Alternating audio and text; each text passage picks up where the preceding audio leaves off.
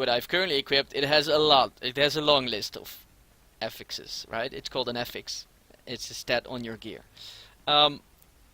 So it decides to roll a white item. If it drops a white item, it decides to roll into a green item, yes or no. If it's that, it's all a bit depending on the kind of mob you kill, but also on your own rarity find. If it's rolled into a green one, you have a chance to it become a blue one. I don't have a blue one. This is a blue item, but it's for a different slot. Blue items will mostly have 2 or 3 affixes. Then if it's rolled again, you can get it to epic quality, which is, I don't even have it on there. Maybe I show another hero. Let me see. They all have pretty good gear right now. So this is an epic item. As you can see, it has like, this one has 5, I think, 4 or 5 affixes. So that's the next rarity form. So you have normal, magic, rare, which is blue, epic, which is purple, and then the fun stuff starts. Right? Then you, if it item is already rolled to epic, it will give another roll itself to make it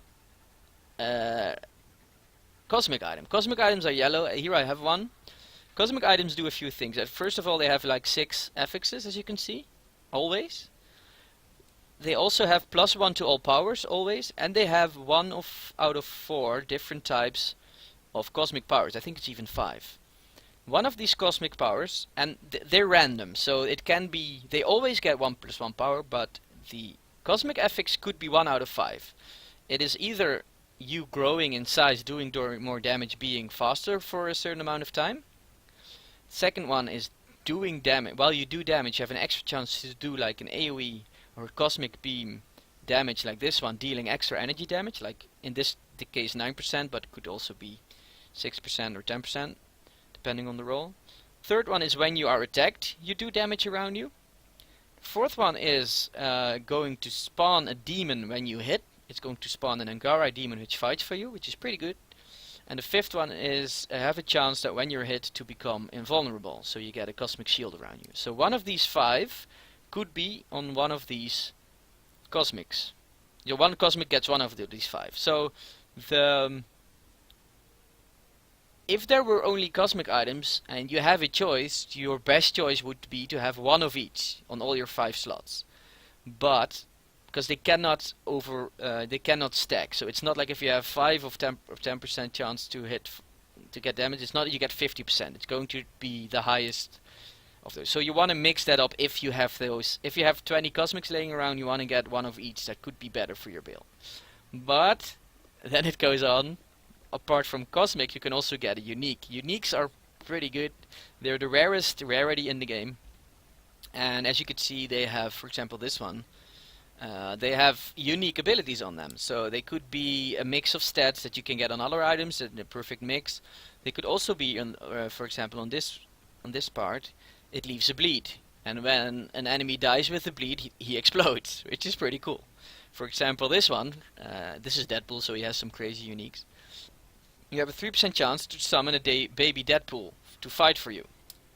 So these uniques can pretty much have a lot of crazy stuff. And the cool thing about this game, every week, almost every week, there will be new uniques added to the game. For example, Black Panther gets his rework. There will be new uniques for him. They will be remade. There will be new anti-hero uniques in the game, so it's constantly in development. So the thing to consider though is if you think about rarity, which is a stat you can also get. So let me go. It's at utility stats here, rarity find. So what you need to do is to find more uniques. It's not that if you don't have a rarity find boost, you get 1 unique per hour, and if you have a rarity find of 200%, you get 2 uniques per hour. It doesn't really work like that, but the rarity find works on that roll. So the white item that drops, the more rarity find you have, has a higher chance to roll all the way up to unique. If that makes sense. So basically, the game throws 6 dices. Let me guess. So 1 dice for a green, blue, epic, cosmic, unique. So it has to throw 5 dices, and if it passes those 5 rolls, you get your unique, right? But apparently that's of course a pretty low roll. But these rarity item finds help you on each roll. So I hope that clarifies a little bit. What you need to do is to be on a place where there's a lot of items dropping. For example, Midtown. No, Midtown could be good, especially now with the boss finds. Also a great way to farm credits. Another place could be X-Defense currently, because it just a lot of items drop, especially from the chests. And even though most of the times they drop and you only see 20 epics, then you cry because there is no unique in there.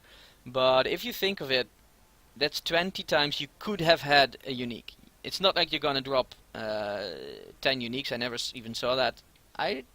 Pretty recently, some people have had 2 uniques pretty quick after each other. But I hope that clarifies that a little bit. And let's go on actually, because we're not done. Itemization is crazy in this game right now.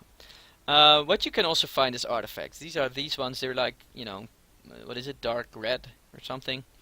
There is a lot of types of artifacts in the game, and you currently have 4 slots on them. So I would not go into much detail about which artifacts. I will do that in a later episode, because as you can see here in my stash, if you go here, I'm saving currently all the uniques, artifacts, and I want to get one of each. And as soon as I have one of each, I will show you, and I will make an item about it, and we'll go through all of them, talk about where you can find them and stuff.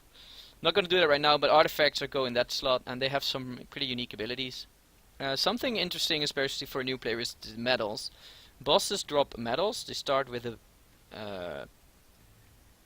a blue rarity. If you get into a level 20 plus, that's actually not based on a roll, but you always get a medallion, which is the purple version. Purple version have pretty good stats. They also have +1 power. You also have a chance to get a cosmic medallion, which give you +2 to power. So ultimately, you want a medal, a cosmic medallion with a good roll and +2 powers. But those are pretty rare, so that's not for a new player. But in the end, you want to run terminals over and over to get your medal that you want. Because the other thing is, for example, this is a curse medal. This will always have melee power and damage with melee power and physical damage and a chance to summon a void circle, always. The only difference is you could have, for example, 5% chance, 4% chance, or a 10% chance, depending on the item stats. So you could have a good roll or a bad roll, so you could constantly have to farm to get your perfect roll, or as high as possible. And then if that's a cosmic, you're gonna do the loot dance, right? If you make that. So just know that medals have specific stats on them. I will go through the medals in a later episode. I will definitely do that. But for now, it's good to know. For example, the Dark Octopus has area power. If you go through the story, you will find all the loot, and you will see, okay, I want this medal, and then later on you can farm that medal because you will get a better version. All right, that's that. From around level 20, you're gonna find relics. Those are like pink. Relics are something that they added to the game, which is you could.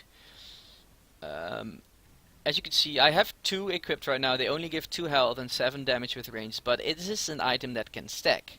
What does this mean is that every time you find one, you put it on there, and you get 1 health for each relic you get, and they can stack up to 1,000. So it's a way to, if you play regularly and if you get a lot of relics, you have to grind relics, your relic stack becomes higher and higher. There is a few different ones. Currently I have, for example, I have on my Spider-Man, I have a 327 equipped, so that's 327 health, and I gain this, the Lemuria version. It gives health on hit, which is pretty good for me. It's one of the better ones right now. Also, there is a few other ones. I could show them quickly. This one gives you just extra health. As you can see, the stack is 69, and it gives me 69. Nice, 138 health. This one is just a single stack of Lemuria. This gives you extra critical damage, could be good as well for a damage build. This gives you melee movement speed. I'm sorry, the melee one is not there. This one gives you extra defense. This is actually a pretty good one because it gives quite a bit of defense. This one gives damage when you get hit, damage with area power, spirit, damage with a dot power, damage over time power. I might get into that later. Damage with any range power. This one gives you movement speed, could be pretty good. This one gives you tenacity, which is basically giving you more chance to resist ability where you get stunned or where you get frozen. So this could be good for PvP, for example.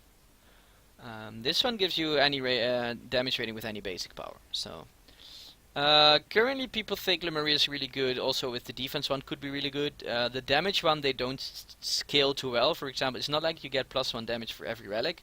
The more relics you have, that will lower it down, but you always get 1 health. So the more you play, the more relic stacks you have, and it's gonna help out, right? Um, we're not done yet.